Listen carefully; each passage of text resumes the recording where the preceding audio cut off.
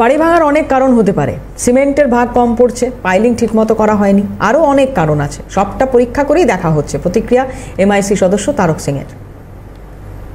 যে কোয়ালিটির মাল দিয়ে বিল্ডিংটা করলেও তো হতে পারে, রড কম দিয়েছে বা যে সিমেন্ট দিয়েছে বা সিমেন্টের ভাগ কম দিয়েছে, যে সাইজের কলমগুলো হওয়া উচিত সেটা ঠিকভাবে হয়নি, অনেকগুলো কারণ আছে, এটা পরীক্ষা করে দেখা হচ্ছে।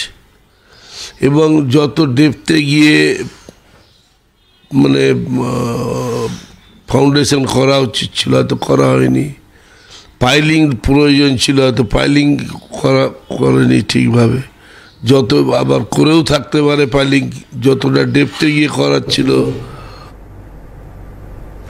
প্রীতিশ বন্দ্যোপাধ্যায় আমাদের প্রতিনিধি রয়েছেন, কথা বলবো প্রীতিশের সঙ্গে। প্রীতিশ, তারক সিং বামেদের ঘাড়ে দোষ চাপাতে গিয়ে নিজেদের ঘাড়েও খানিকটা দোষ চাপিয়ে ফেলেছেন, এটা কি তারক সিং বুঝেই করেছেন?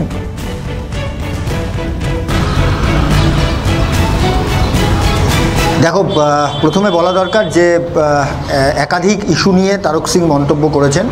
শুধুমাত্র যে ইলিগাল কনস্ট্রাকশন অর্থাৎ বেআইনি নির্মাণ সেটা নিয়ে যে মন্তব্য করেছেন সেটা নয়, তার সঙ্গে সঙ্গে বিভিন্ন জায়গায় শহর কলকাতায় যে পুকুর ভরাট হচ্ছে সেটা কার্যত তিনি পরিষ্কার করেছেন এবং সেই পুকুর ভরাটের অভিযোগ কলকাতা পৌরসভার কাছে বা সংশ্লিষ্ট যারা কাউন্সিলররা রয়েছেন তাদের কাছে আসছে, এমনটাও কিন্তু কার্যত স্বীকার করেছেন তারক সিং।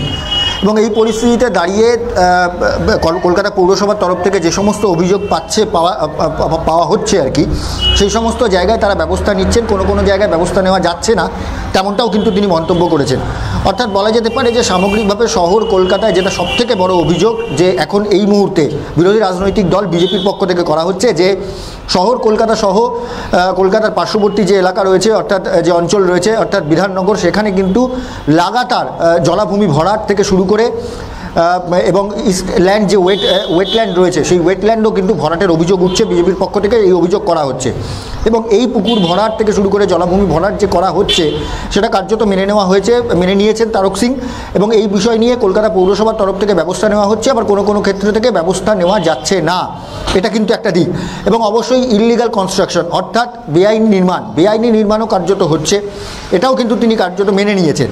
এবং অন্যদিকে তুমি আরও একটা বিষয় যদি তাকে যখন আমরা প্রশ্ন করি যে এই ইললিগাল কনস্ট্রাকশন যখন হচ্ছে তখন কেন পৌরসভা কোনো রকম ব্যবস্থা নিচ্ছে না, তখন কিন্তু তিনি পরিষ্কার বলেছেন যে সমস্ত জায়গায় হয়তো কোনো জায়গায় ব্যবস্থা নেওয়া হচ্ছে, আবার কোনো জায়গায় ব্যবস্থা নেওয়া যাচ্ছে না। তার কারণ কি? তার কোনো কি অন্তর্নিহিত কারণ রয়েছে?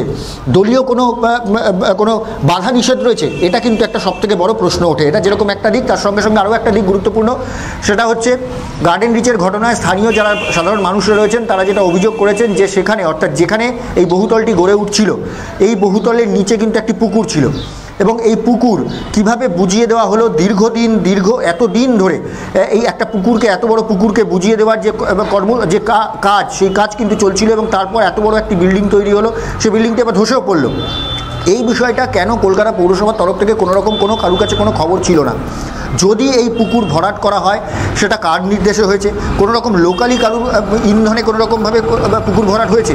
এটা যেরকম একটা দিক, তার সঙ্গে সঙ্গে এই এত বড় বিল্ডিং খাড়া করার পেছনে কলকাতা পৌরসভার কোনো রকম পারমিশন ছিল কি না, এটা কিন্তু সবথেকে বড় প্রশ্ন। কলকাতা পৌরসভার বিল্ডিং বিভাগে কোনো রকম অনুমতি ছিল কিনা, প্ল্যানিং ডিপার্টমেন্টের কোনো রকম অনুমোদন ছিল কিনা, এবং এই বিষয়টাকে কিন্তু সবথেকে বেশি গুরুত্বপূর্ণ হচ্ছে। এবং এখানেও তারক সিং তিনি মন্তব্য করেছেন যে এই বিষয়টা অর্থাৎ এই বিল্ডিং তৈরি করার পেছনে ইঞ্জিনিয়ারদের কোনো রকম কোনো গাফিলতি থাকতে পারে, এখানে কিন্তু পুকুর রয়েছিল সেটা কিন্তু আদতে তিনি মেনে নিয়েছেন। এবং এই পুকুরের মধ্যে কোনো রকম ভিটের কোনো গন্ডগোল ছিল কিনা, সিমেন্টের ঠিকঠাক ছিল কিনা, মজাটা তো এখানেই মেয়র পরিষদ বলছেন হতে পারে এখানে এমনটা হয়েছিল, বড় চেয়ারম্যান কনফার্ম করছেন এখানে পুকুর ভরাট করেই তৈরি হয়েছিল, অথচ মেয়র, কাউন্সিলর, প্রশাসনের অন্যান্য যারা শীর্ষ ব্যক্তিত্বরা রয়েছেন, কর্তা ব্যক্তিরা রয়েছেন, তারা মানতে চাইছেন না, বলছেন কাউন্সিলরের কি দোষ? দেখো একদমই এই বিষয়টাই কিন্তু সবথেকে বড় প্রশ্ন, যে কাউন্সিলর থেকে শুরু করে অর্থাৎ এই যে এলাকা, অর্থাৎ যে অঞ্চলে গার্ডেন রিচের যে অঞ্চলে এই বিল্ডিংটি ভেঙে পড়েছিল সেটার কিন্তু বিধায়ক, অর্থাৎ কলকাতা বন্দর এলাকার বিধায়ক কিন্তু কলকাতা পৌরসভার মেয়র ফিরহাদ হাকিম।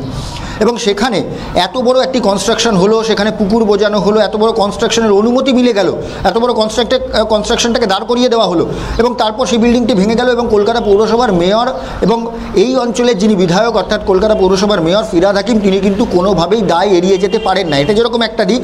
দ্বিতীয় দিক, এই যে বিল্ডিং তৈরি করা হয়েছিল সেই বিল্ডিং যদি বাম আমলে যদি অনুমোদন পাওয়া গিয়ে থাকে, তাহলে কেন সেই নজরদারি কলকাতা পৌরসভার এই বর্তমান যে বোর্ড রয়েছে সেই বোর্ডে কেন কোনো রকম কোনো নজরদারি নেই?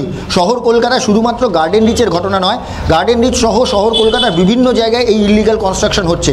এবং এই অভিযোগ কিন্তু কলকাতা পৌরসভায় যখন টক টু মেয়র হয়, সেই টক টু মেয়রের অনুষ্ঠানে একাধিকবার ফোনে কিন্তু একাধিক সাধারণ মানুষ, এলাকাবাসীরা তারা অভিযোগ করেছে, অল্প একটু জমির মাঝখানে দুটি বিল্ডিং পাশাপাশি, যার গ্যাপ হয়তো এক হাতেরও নয়, সেই বিল্ডিংয়ের গ্যাপ কিন্তু বজায় না রেখে সম্পূর্ণরূপে নিয়ম না মেনে এই বিল্ডিংগুলো পরপর তৈরি হচ্ছে।